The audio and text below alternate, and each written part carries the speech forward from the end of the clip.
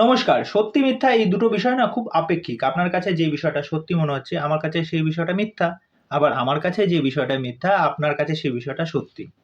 তাই সত্যি মিথ্যার দ্বন্দ্ব কিন্তু প্রতিনিয়তই লেগে আছে। তা দেখে আসলাম সৃজিত মুখার্জি পরিচালিত 'সত্যি বলে সত্যি কিছু নেই'। ট্রেলারে আপনারা যেইটা দেখেছেন যে ১২ জন যে সদস্য, তারা একজনকে ভার্ডিক্ট দিচ্ছেন যে সে গিল্টি। এই ১২ জনের মধ্যে শুধুমাত্র একজন বলছে যে সে নট গিল্টি।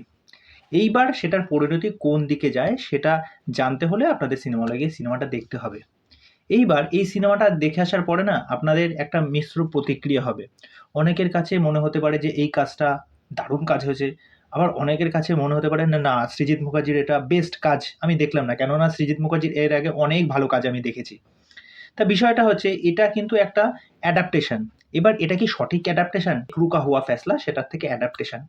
আর দেখবেন এই অ্যাডাপ্টেশনটা কি ঠিকঠাক মতো অ্যাডাপ্ট করেছে? এটার মধ্যে দিয়ে কিছু চেঞ্জেস বা পরিবর্তন এনেছে। হ্যাঁ, কিছু চেঞ্জেস বা পরিবর্তন এনেছে এবং সেটা অনেকটাই। সেই পরিবর্তনগুলো কিন্তু দেখতে কিন্তু বেশ ভালো লাগছে।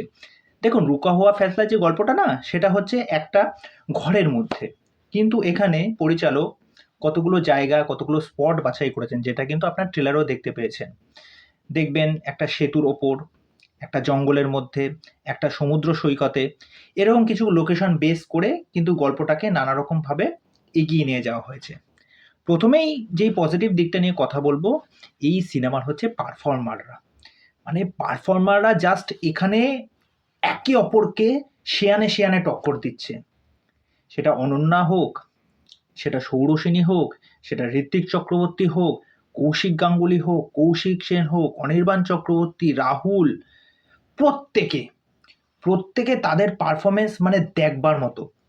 স্পেশালি যেই মানুষটার কথা বলতে হয় সেটা হচ্ছে পরমব্রত চট্টোপাধ্যায়। পরমব্রত চট্টোপাধ্যায় যখন আসবে, তার বডি ল্যাঙ্গুয়েজ দেখুন, তার কথাবার্তার থ্রোয়িং দেখুন। এই গল্পের মধ্যে সবচেয়ে বেস্ট পার্ট আমার লেগেছে হচ্ছে ঋত্বিক চক্রবর্তী, পরমব্রত। আরেকটা বেস্ট পার্ট লেগেছে যখন এই পরমব্রতর সাথে কৌশিক গাঙ্গুলি যখন ফেস অফটা হবে, ওখানে তাদের মধ্যে যে কথোপকথনগুলো হবে সেইগুলো আপনারা থরলি এনজয় করতে পারবেন। সেকেন্ড পজিটিভ দিক হচ্ছে এই সিনেমার হচ্ছে চিত্রনাট্য, যেটা কিন্তু প্রচণ্ড টাইট এবং কম্প্যাক্ট। কোনো জায়গায় দেখে আপনাদের মনে হবে না যে এক ফোঁটা ল্যাথার্জি লাগছে বা বোর ফিল করছে, এরকম না। কেননা ওই চরিত্ররা এই ক্যারেক্টারগুলোকে এমন সুন্দরভাবে এস্টাবলিশ করেছেন তাদের পারফরমেন্স দিয়ে, সেইগুলোকে প্রশংসা করতেই হয়।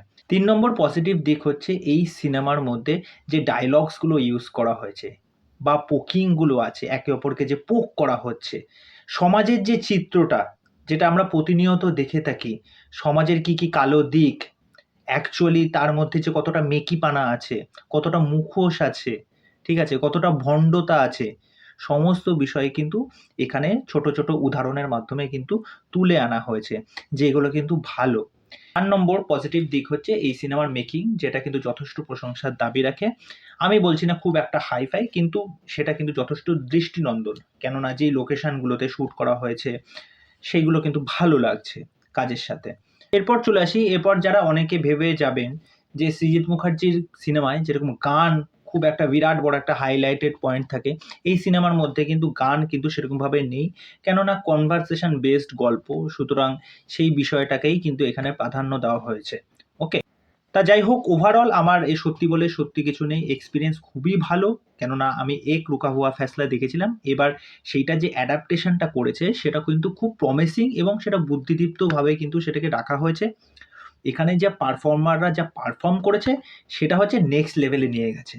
আমি কাউকে এখানে ধরে বেঁধে বলতে পারবো না যে এ একটু কম করেছে, এ একটু বেশি করেছে, এরকম একটা বিষয়। প্রত্যেকে প্রত্যেকের জায়গায় দুর্দান্ত পারফর্ম করেছে এবং এটাই হচ্ছে এই সিনেমার সবচেয়ে বড় পজিটিভ দিক, এবং এটাকে যেই নোটে গিয়ে শেষ করেছে সেই জায়গাটা দেখে আপনাদের একগাল মুখে কিন্তু হাসি থাকবে। তো ওভারঅল এটা একটা দুর্দান্ত অ্যাডাপ্টেশন হয়েছে। সৃজিত মুখার্জি কিন্তু আবারও প্রমাণ করে দিলেন। আমার ভেতরে অনেক কিছু বলার আছে। আমি না যখন এই সমস্ত কাজ দেখি না, আমার মাথার মধ্যে একরকম অনেক জিনিস চিন্তা হয়, কিন্তু সেইগুলো বেরিয়ে আসতে পারে না। মানে এতটা ভেতরে আবেগে ভরে যায়। তো অনেক কিছু বলার থাকে, সেগুলো না অ্যাকচুয়ালি বলে ওঠা হয় না। তা যাই হোক, আমি বলব আপনারা সিনেমাটা দেখতে যান, নিরাশ হবেন না। আপনাদের সত্যি ভাল লাগবে, আপনারা কিন্তু পুরনো সৃজিতকে কিন্তু আবার ফিরে পাবেন। তা চলুন আজকের ভিডিও এখানে শেষ করছি। পরবর্তী ভিডিওতে আবার দেখা হচ্ছে। আর চ্যানেল এসে চ্যানেলটাকে সাবস্ক্রাইব করে দিয়ে এভাবে সাথে থাকবেন, পাশে থাকবেন। আর আপনাদের কাছ থেকে একটুই রিকোয়েস্ট, যে একটু চ্যানেলটা সাবস্ক্রাইব করে দিয়ে একটু সাপোর্ট করুন, একটু পাশে থাকুন। নমস্কার।